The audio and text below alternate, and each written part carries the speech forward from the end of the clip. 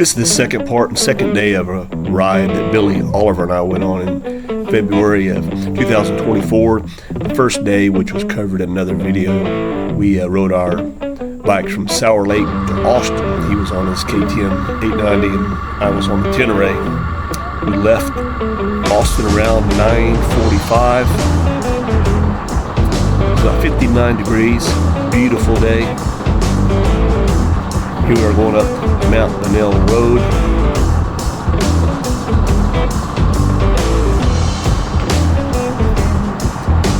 And always, if anybody has any interest in the GPX files, I'll be glad to send it to them. You'll see maybe right there, I have a scratch on the lens of my camera. I have now purchased a new camera, so hopefully that won't be an issue anymore. Here we are on the top of Mount Manel, looking out over Lake Austin.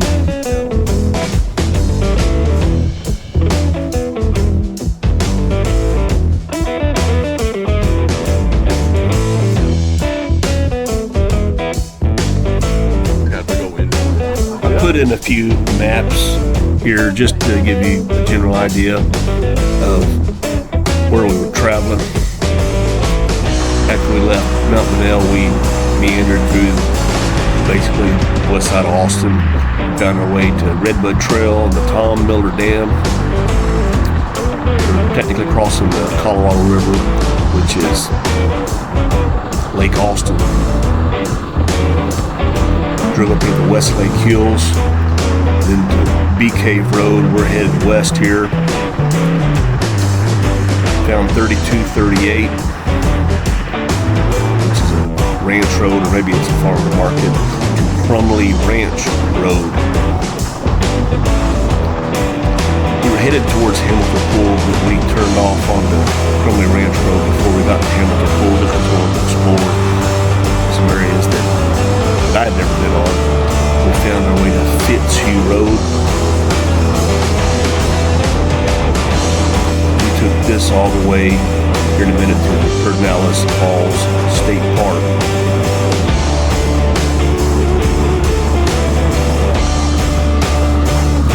I'm not sure if this is the Crumley Ranch Road or if this is Fitzhugh. But here we have our first water crossing of the day, and I have confirmed that is Fitzhugh Creek. We also crossed over Rocky Creek. I'm not sure. Here's, of course, Pedernales Falls State Park. We went ahead and paid the admission fee and walked down to the falls. All the years I've been traveling the hill country, I've never actually been to this particular spot.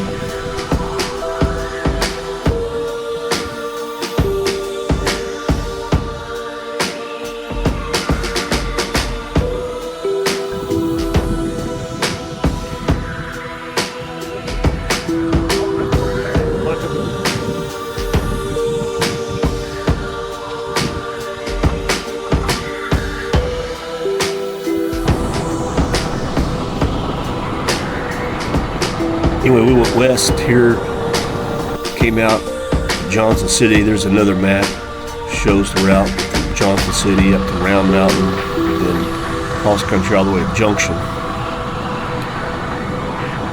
We had to go probably 5 or 6 miles on 281 to Round Mountain. Then we took a left on Ranch Road 962 West.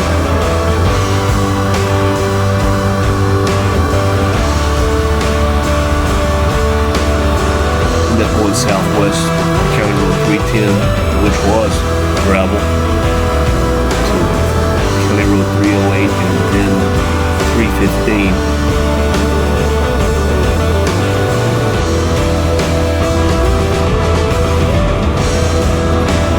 After going on gravel for a good bit, we came out on Highway 16. Again, we had to go on pavement for about a mile or so. We found County Road 113. County Road 112.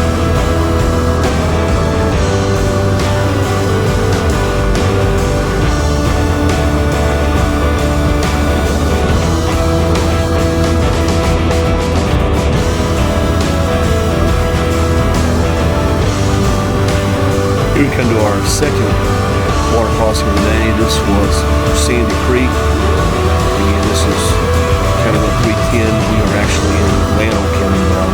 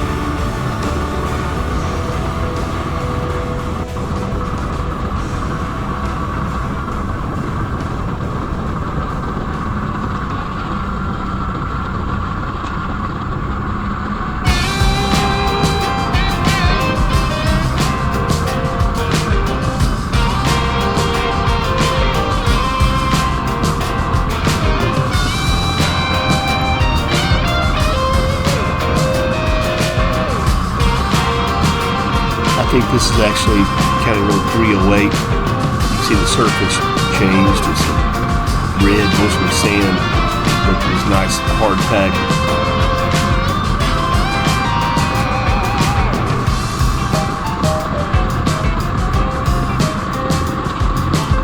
I counted that as a water crossing since our tires got wet.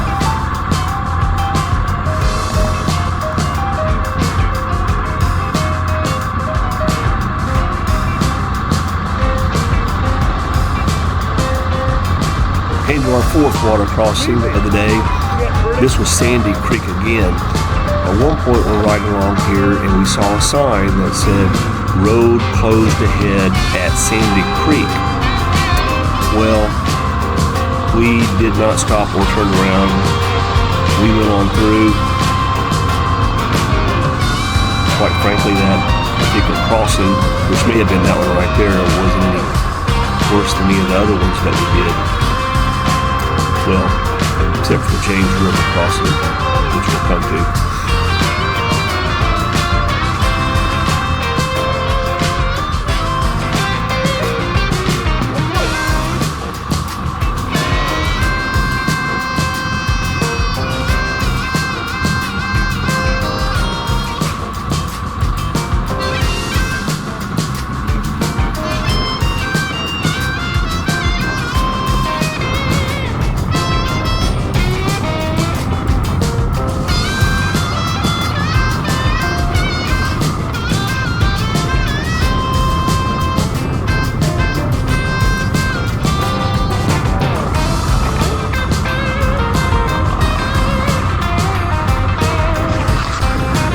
Now we're coming to our fifth water crossing of the day.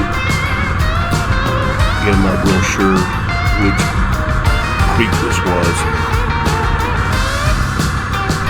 We ended up hitting at some point FM 2323 and had to go on pavement for 2 to 3 miles down to County Road 110 and then House Mountain Road.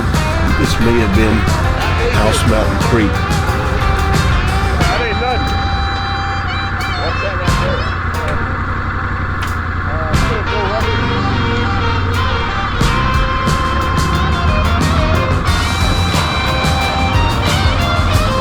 At some point we also crossed over Marshall Creek and ended up on Highway 87 and went north on pavement for a couple miles. We eventually found Simonsville Road, which is also noted on the map as FM 17.3.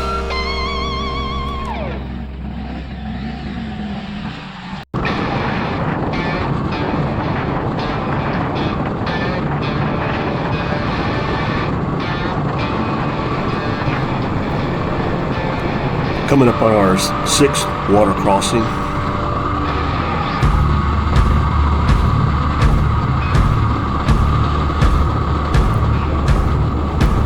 Again, I'm not real sure which creek that was.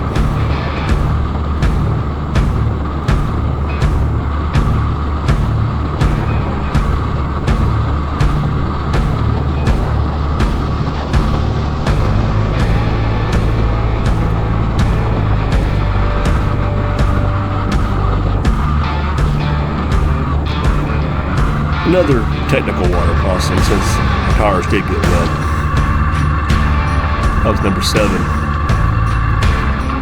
Pretty sure this was actually the Llano River. I don't know how It seems like we crossed that at least 10 I love times. those roads. It's amazing how Most of there's a them little were bit of on a bridge.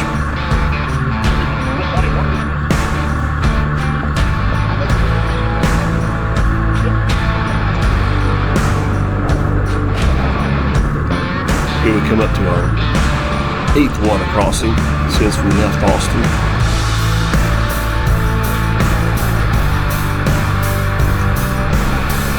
I'm guessing that was actually Beaver Creek.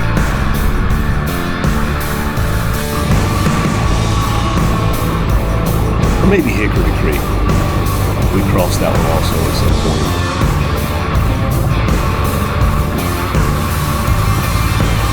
Here's the 9th water crossing of the day.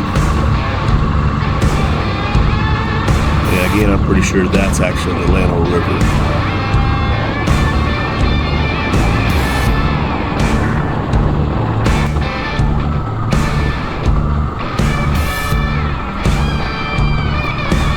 And here's the Llano River yet again. Didn't actually count that, of course, as a water crossing. Tires didn't get wet.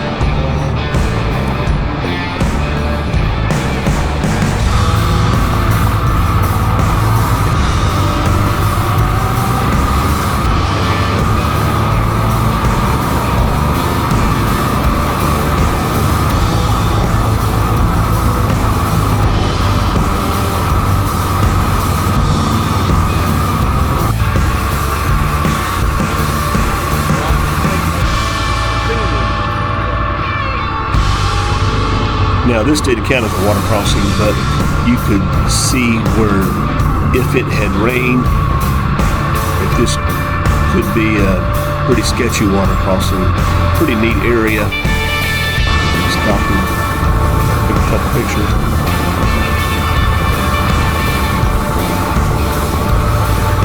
Now we're coming up to our 5th water crossing of the day.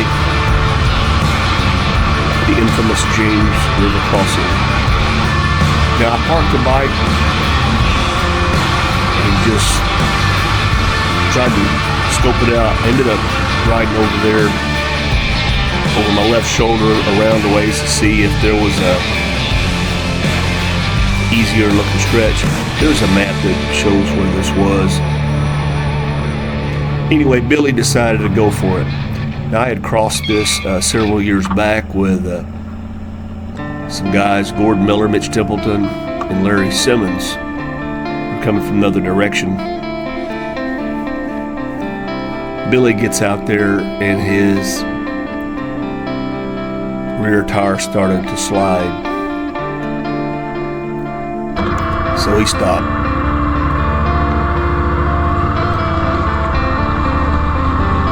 I decided to go for it.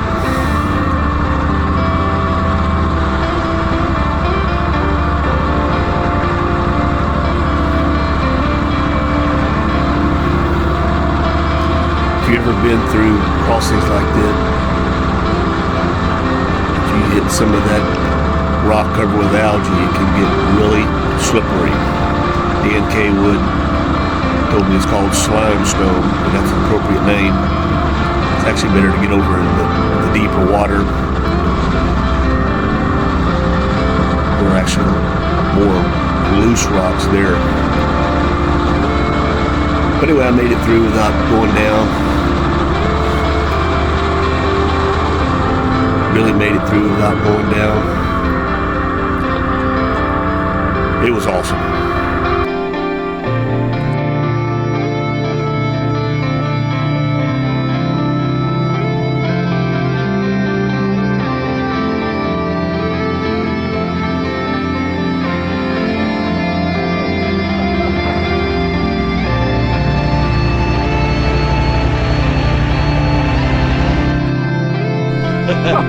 Oh my God. Several miles later, we stopped again.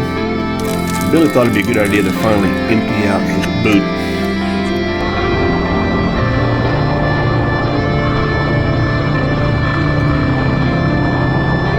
12th water crossing. This was the James River again.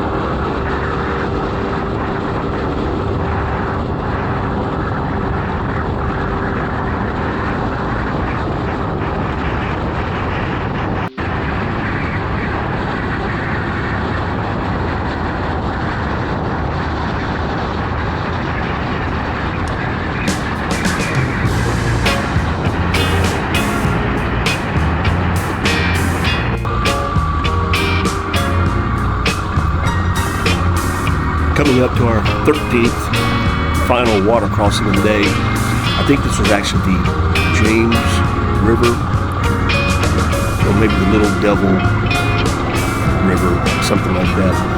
I'd have to look at the map again.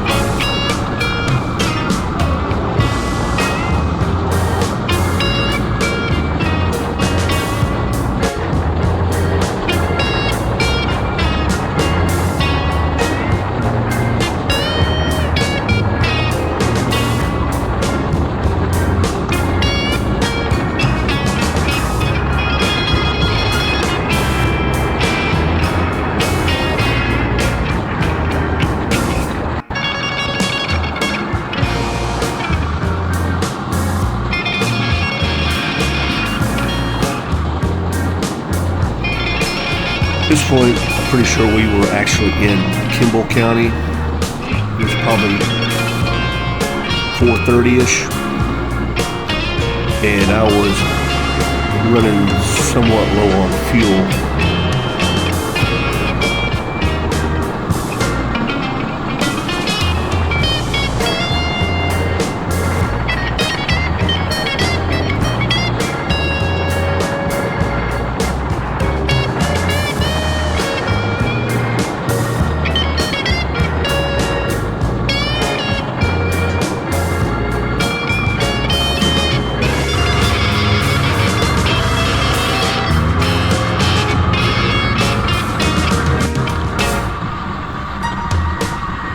About now we're 6, 7, maybe 8 miles from Junction, and according to my calculations, I had 4 miles left of fuel. We ended up taking again a detour down to Interstate 10, about 3 miles on pavement, fill up with gas. Then we headed to the Overrun Ranch, owned by Ronnie and Susan Choate. He agreed to put us up for the night.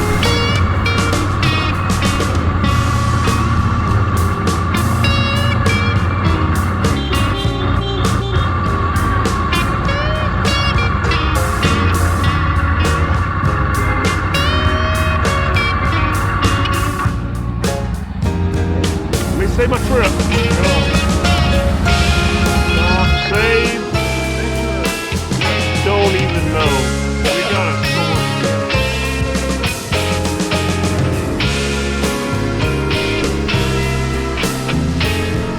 Anyway, that evening there in Junction, we went to the Chupacabra. It's actually a pizza joint, but I ate one of the best steaks I probably ever had. Anyway, thanks for riding along. See you next time.